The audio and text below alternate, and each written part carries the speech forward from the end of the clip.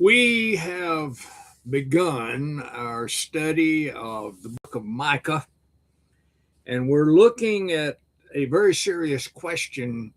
God is mad, God is upset, God is disappointed. And why does this happen?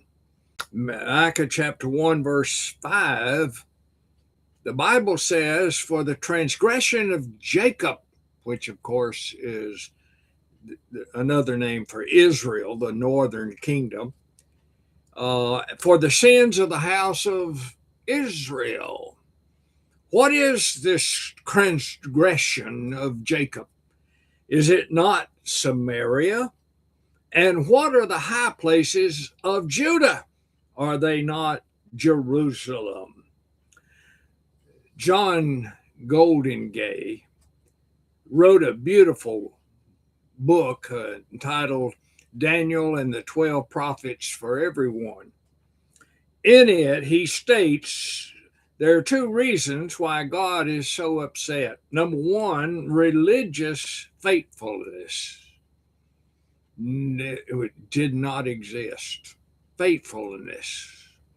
Secondly, the relapse of depending upon self instead of depending on God.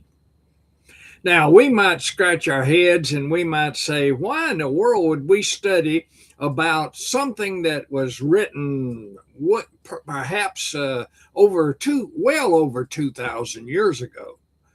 But it has, according to the scriptures, everything that's in the scriptures is written for our learning. Can you learn? Not everybody can. Not everybody is willing to learn. You have to be willing to learn. So, are we willing to learn that we need to have religious faithfulness? Do we have the capacity, the ability to learn that we need to depend on God, not on ourselves? I have a lot of limitations. You do too. And we need to realize that we are dependent upon the Lord. This very moment could be my last breath. I'm dependent upon the Lord. Let's notice what will happen. God's mad. What's going to happen? He says in Micah 1:6, "Therefore I will make Samaria as a heap of the field."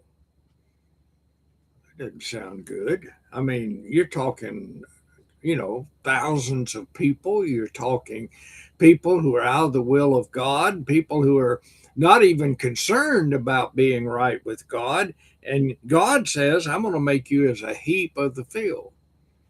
You're going to be like a desolate land, as the planting of a vineyard.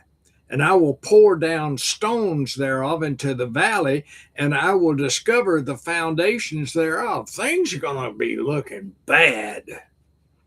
Now, God says in verse 7, "And all the graven images thereof shall be beaten to pieces." Okay, God's mad. On the high places, on the mountainsides, you have built these worship places to other gods, and I don't like it a bit. I will not share my place. So God says, I'm going to beat them to pieces, and all the hires. Now, what's a hire? It's an employed person. All the people that are employed and working for a living thereof shall be burned with fire, and all the idols thereof will I lay desolate, for she scattered it in the hire of a harlot. They had become so sexually messed up that God said, this is enough. This is enough. And God says, I'm going to discover the foundation. I'm going to take you right down to bare land. And then in Micah reacting in verse 8 says, "Therefore I will wail and howl." Thousands of people being killed, being wiped away. Micah says, I will go stripped and naked. I will make a wailing like the dragons and the mourning of the owls. The prophet will cry out like a howling jackal or an ostrich. Uh, oh, it's going to be a tough time, and I'm going to show that I am in mourning. For her wound is incurable, Micah says. For it is come to Judah, the southern kingdom. He is come unto the gate of my people, right to the very gate of Jerusalem itself. And God is expressing his anger. Let's look at this for a moment. It's a very difficult passage when we look at it. Saint Jerome had a fervent prayer for divine illumination. I think we need the same thing. There are so many individual details that are obscure, and versions of the Bible are little help. Commentators have sought from general consideration to the sense and form of the passage. But let's look at these verses 10 through 16. Micah now calls several towns to join him in his lamentation over the impending danger and desolation of Judah. In each of the 11 lines of this unit, the prophet names a city and develops a wordplay on its name. Micah saw a correspondence between the meaning of the names of these towns and the fate that would surely be their experience. This is according to James E. Smith, who wrote the Minor Prophets Bible Study, published by uh, College Press in 1994. Now let's look at verse 10, one of the first cities he mentions. Declare it not at Gath, weep ye not at all, for the house of Ephraim, roll thyself in the dust. Just roll yourself in the dust. Pass ye away, verse 11, Saphir, having thy shame naked, and the inhabitants of Zanan came not forth in the morning of Bethzeel. He shall receive of you his standing. For the inhabitants of Maroth waited carefully for good, but evil came down from the Lord unto the gate of Jerusalem itself. In verse 13, thou art inhabitant of Lachish, bind the chariot to the swift beast. She is the beginning of the sin of the daughter of Zion, for the transgression of Israel was found in thee. It's so easy to jump on a sin wagon. The next thing you know, you're the very sins you used to condemn, you're now practicing. Look at verse 14. Therefore shalt thou give presents to Morshagath, the house of Ashbib shall be a lie to the kings of Israel. Oh, things are going to get worse. People are going to be guilty of all kinds of wickedness and sin.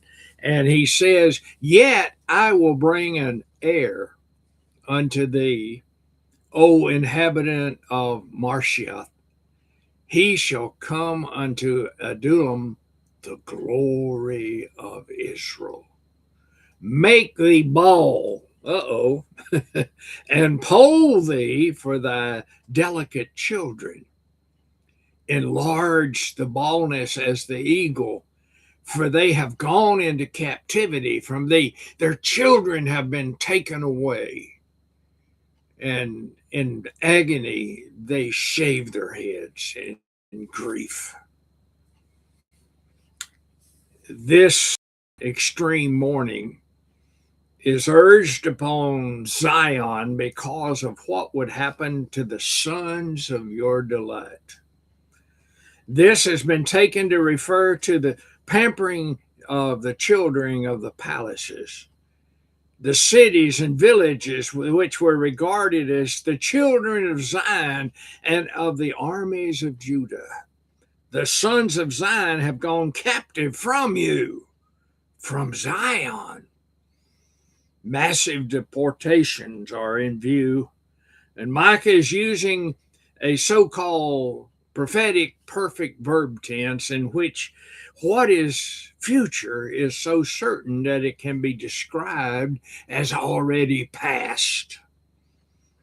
In 701 BC, Sennacherib claims to have taken captive 200,150 citizens of Judah, according to James E. Smith in his book, The Minor Prophets, released by College Press in 1994. Let's now turn our attention to Micah chapter 2. Doing wrong. Yep, you can do wrong if you want to. You can ignore God if you want to, but there are consequences. Listen to Micah 2, verse 1. Woe to them that devise iniquity. Oh, you think you're something else, but you're guilty of this causing sin and work evil upon their beds. Oh, they lay in bed thinking about bad things. When the morning is light, they practice it because it is in the power of their hand. You and I have tremendous power in our hand. Do we use it for good, or do we use it for bad? Look at verse 2. They covet fields and they take them by violence. They want what you got and they take it away from you. They want your houses, and what do? They take them away. So they oppress a man in his house, even a man in his heritage. But look at the Lord's reaction as recorded in Micah 2, verse 3. Therefore, thus saith the Lord, behold, against this family do I devise evil, from which ye shall not remove your necks, neither shall you go haughtily. Oh, yeah, you think you're such a big shot. For this time is evil. Bad things are going to happen to bad people. Okay, we're listening. But listen to what they lose in verse 4 of Micah 2. In that day shall one take up a parable against you. Stories are going to be told against you, and lament with a doleful lamentation. You talk about crying. I mean, your kids are taken away from you, your house is taken away from you, and now all you can do is cry and say, we be utterly spoiled. He hath changed the portion of my people. We're the people of God. We and bad things don't happen to the people of God, do they? Of course, when you deserve the punishment of God, you shall be punished.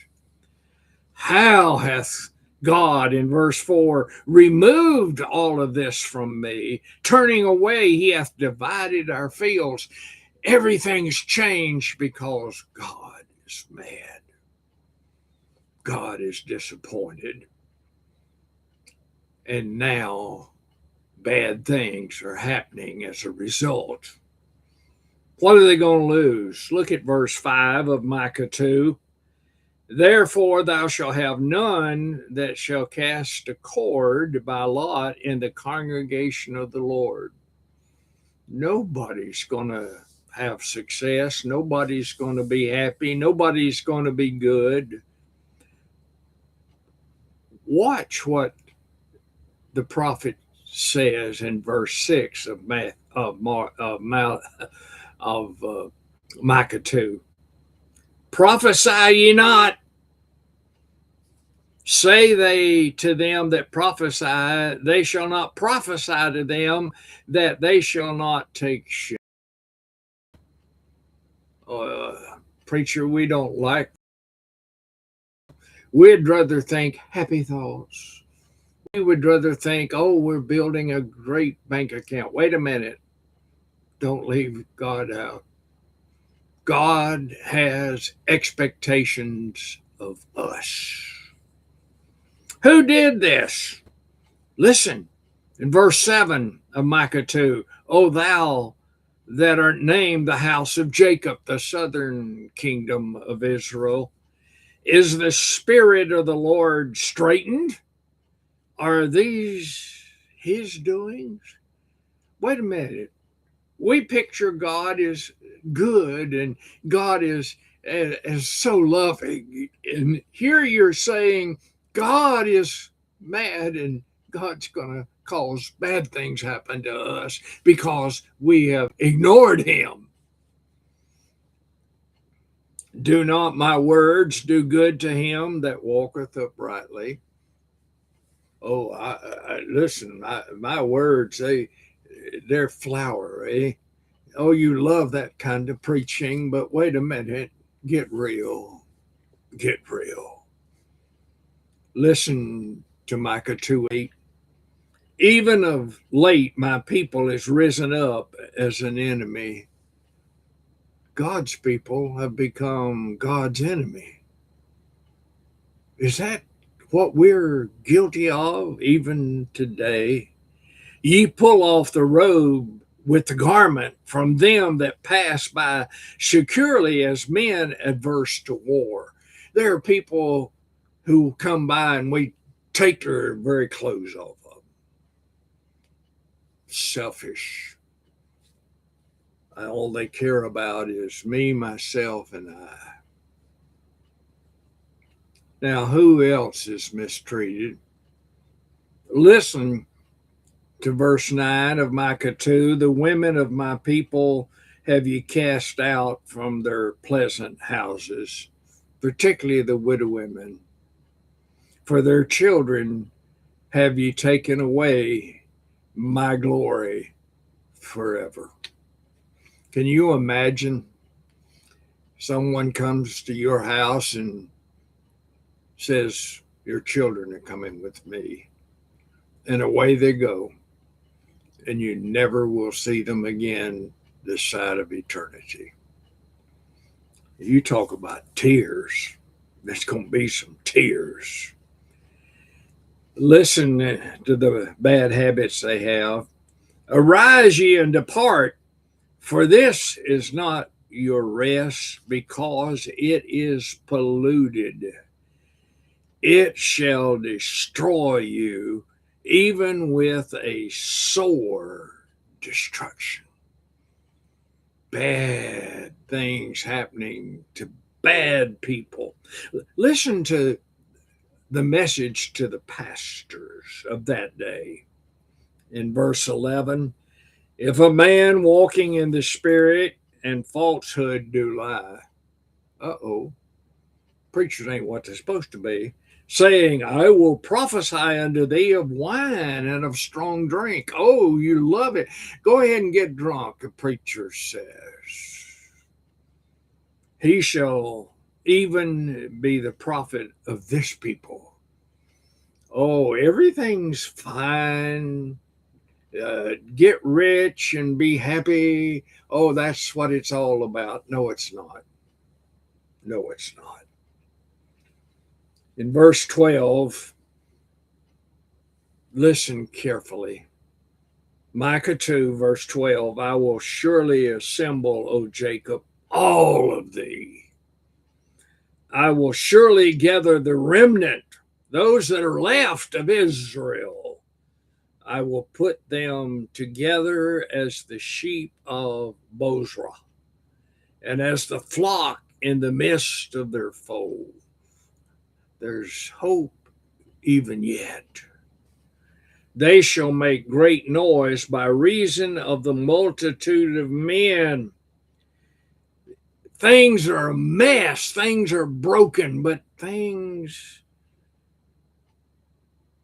are bad, but hope is a possibility.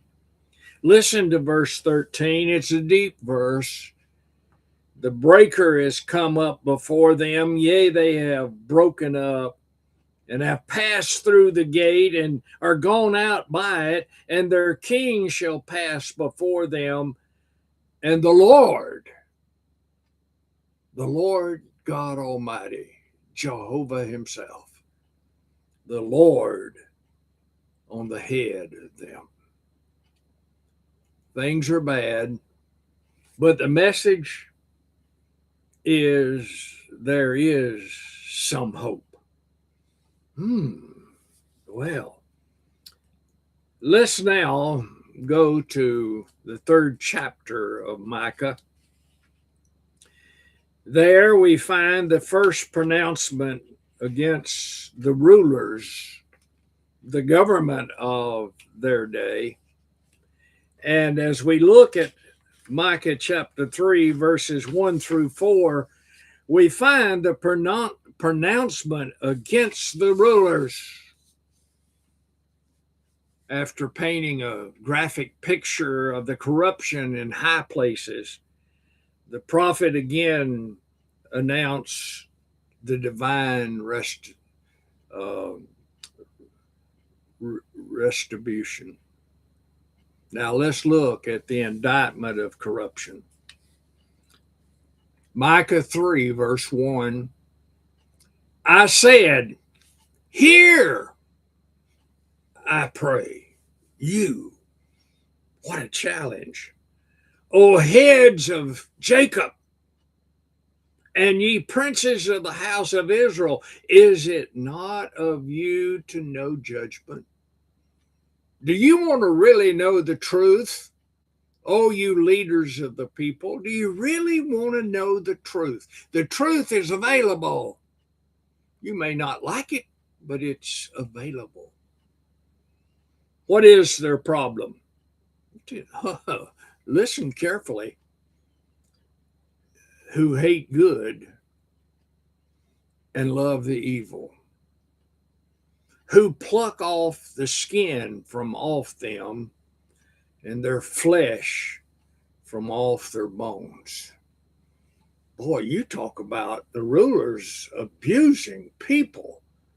That's what's going on. He says, you eat the flesh of my people and flay their skin from off them, and they break their bones and chop them into pieces. As for the pot, and as flesh within the caldron. But wait a moment, you've mistreated the people that trusted you. But listen carefully. Look at verse 4 of Micah 3. Then shall they cry unto the Lord. Then, as they're being totally abused, but He will not hear them. God's not going to listen to their prayers. He will even hide His face from them at that time as they behave themselves ill in their doings. They're wanting to use God as a scapegoat, but God is more than a scapegoat. Listen carefully. In verse 5, we see the bad leadership. Thus saith the Lord concerning the prophets that make my people err. The preachers are guilty of making people wrong. that bite with their teeth and cry, Peace! And he that putteth not to their mouth or into their mouths, even prepare war against him. It's hard to know what's going on. Things are not looking good at all. And notice their loss. In verse 6 of Micah 3, therefore night shall be unto you. We don't like total darkness. Come on. That ye shall not have vision. You can't see. And it shall be dark unto you. That ye shall not divine. You're not going to turn to God. And the sun shall go down over the prophets, the preachers of that day. And the day shall be dark over them. Oh, no answer. Listen carefully. Then shall those that prophesy, the seers, be ashamed. Finally, they're going to realize, I didn't do the will of God. I told the people what they wanted to hear instead of what they needed to hear. It's still being done this day. And the diviners confounded, yea, they shall all cover their lips, for they're not getting an answer from God. Now, I want you to listen as we come to the last few minutes of our time together. I want you to listen to what Micah ends our study today saying in chapter 3, verse 8. But truly I'm full of the power by the Spirit of the Lord. Micah was right with God. Nobody else really was. I'm full of power and of judgment. He is preaching judgment and they don't like it. And of might. I'm telling you that God is in charge. God is in control. To declare unto Jacob, the northern kingdom, their transgression. And to Israel, I'm going to tell what their sins are. Some things need to be said. If we are wise, we can learn from the mistakes of others. And so I encourage you to get your Bible and read through Micah chapter 3. And next time we will begin, I'm going to mark my notes right now. Next time we will begin in verse 9. I'm telling you what the Bible teaches us. If we're wise, we'll pay attention and listen to what the Bible teaches us. God help us to do that. Trust Jesus as your Savior. You need him now. Yes, now.